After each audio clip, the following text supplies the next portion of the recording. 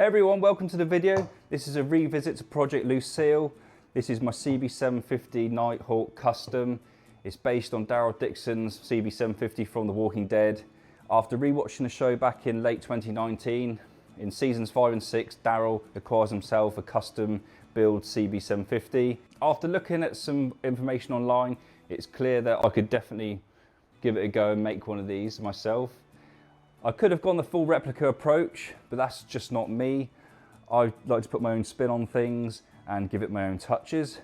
Today I'm going to go around the bike and show you various bits and pieces that make it the zombie apocalypse theme and any difficulties I had to overcome.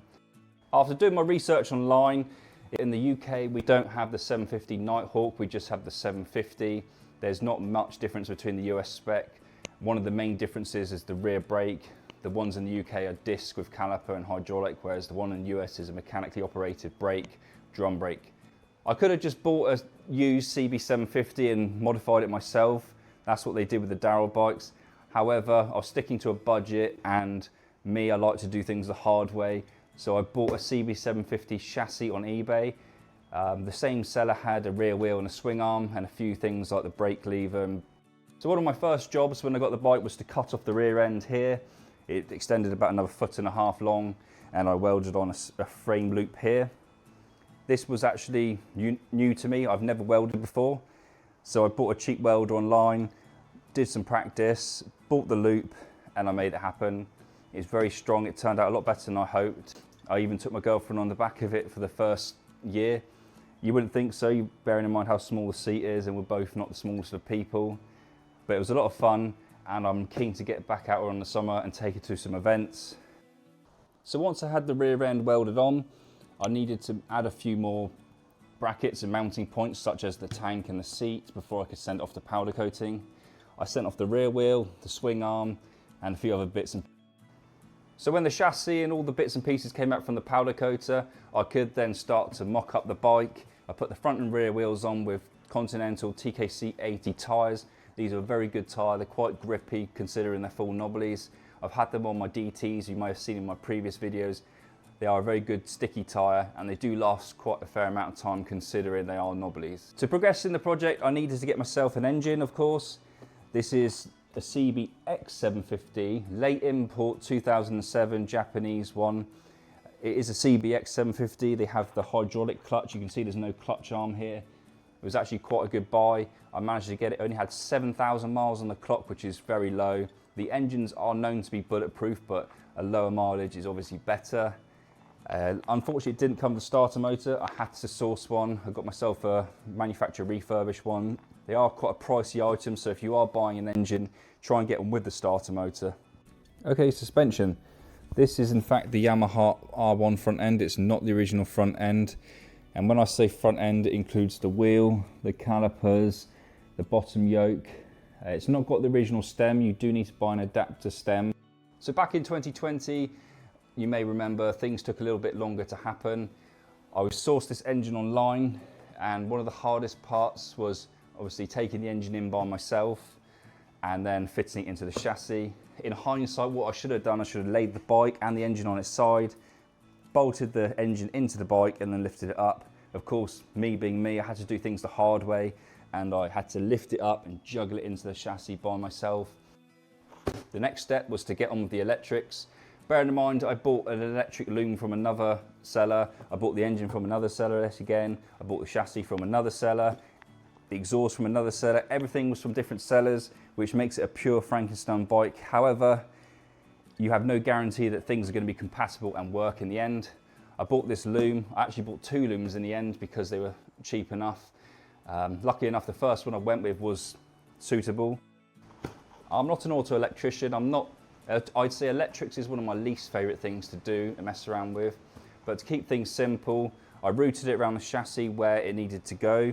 Anything that needed extending, I made little extension looms. Utilised all the original controls on the bars, headlights, but to be fair, that's what Daryl's bike in The Walking Dead has. There are nicer looking ones, but to keep things nice and easy, I reused the originals.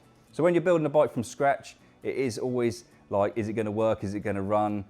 First step was obviously get the battery hooked up, test the starter motor, see the engine cranked over, which it did. Unfortunately, there was no spark, so I couldn't start the bike. After a lot of diagnosis, I found out it was the magneto. When I took the magneto off, I didn't realise that oil would actually pour out the casing here. I have no experience with these bikes. I didn't know if that was meant to happen or not. It was quite alarming. After doing some research, it's actually because when the bike's upright on the centre stand, which I do not have, that oil is returned to the sump. And also on these bikes here, they have 2 oil fillers. They have one here and one on the other side. I believe that's due to certain bikes have fairings, so they get in the way. But the 2 things I didn't do myself was 1, sandblast and powder coat the frame, and 2, I got a professional welder to TIG weld these on here. Luckily enough, I had these kidney bean cut out laser discs from another project. I added on the perforated tube behind. They're TIG welded because this exhaust backfires and flames come out, pretty cool, but I don't want to risk these blowing off. It's probably my favourite item on the whole bike. I did a nice patina effect here to keep it rustic, and I wrapped the front here. So as you know, this is a zombie apocalypse themed bike. Daryl's bike in The Walking Dead had a crossbow holder on the back. Crossbows are not something we come across in the UK, so I wanted to keep a nice authentic UK apocalypse. In the UK, we're not allowed to have guns. However, if there was an apocalypse, the military bases would be overrun. You could get yourself a Glock quite easily. Of course, this is a replica because we're not allowed real firearms in the UK. The important thing about this is it's a left-hand holster. So you're riding along, throttle, brake, you can take it out, fire, slot it back in, nice and simple. Another one of my favourite items on the bike is the zombie lights, of course. You can see they're yellow. However, if you take off the covers here, they turn white. These are just a little cover. Here's a little close-up of the Glock holster. Also, you can see on the front here, I've got my webbing pouch, which has a foldable saw in. To be fair, I do use that saw, so it has been off the bike for a little while. The headlight here is from a Jeep Wrangler. It's obviously not the original headlight. So when I built this bike, I took into account from the start, when I chopped off the rear frame, I wanted to utilise the 2 little frame tube holes to fit the rear tail lights in. As you can see here, they sit nicely in the frame. When you're further away, you can see both at the same time nice and clearly. They're a dual action light, so when you press the brake pedal, they light up. My theme was to keep it a junkyard style bike like Daryl's in The Walking Dead. It had to be made with as many parts as I had kicking around as possible, and this is how it turned out. One of my favourite later modifications was these billet machined airboxes from Dragon Performance. They're a lovely piece of kit. I didn't really like the pod filters to start with, and also I replaced the pod filters I had for the PCV. You can see that. These I had actually kicking around, they're from a Renault 5. You can also see how nicely the carburetors came out. Obviously Daryl's bike in The Walking Dead was a different colour theme. I went for the black front forks instead of the gold, and just coincidentally this engine with the low miles was the one I wanted, and it was black. I really like the black and silver engine. It's nice and stealth. While I remember, I'll quickly go over the shotgun bandolier. Obviously it's just the apocalypse theme.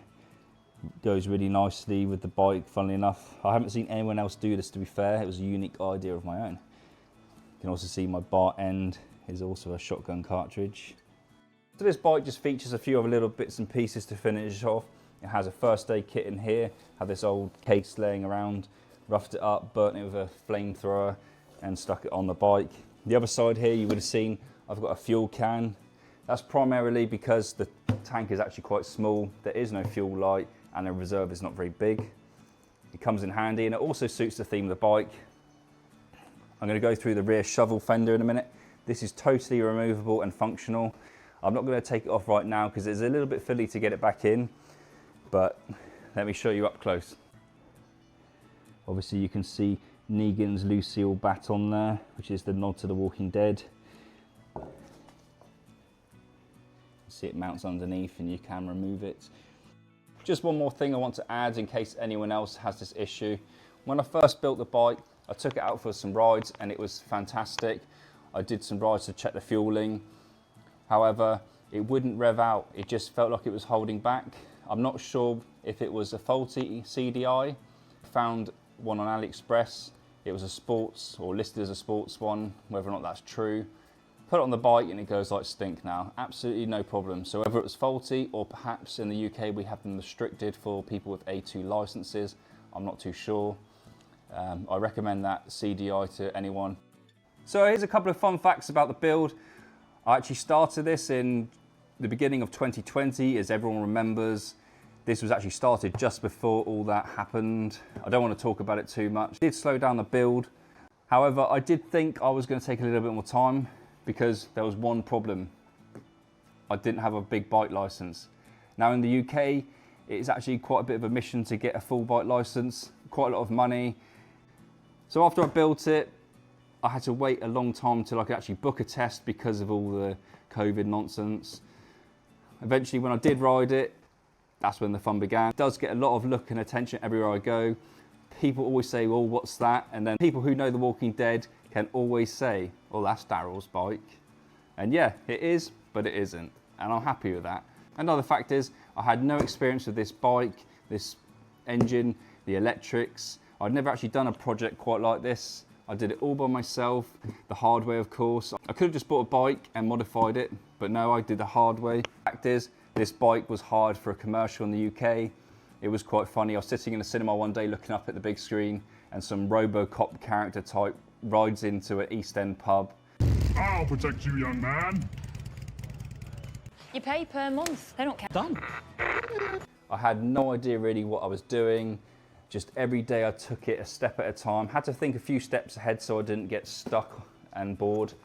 And yeah, it did take a little bit of time to get it running right, but I'm very happy with it and I can't wait to ride it again.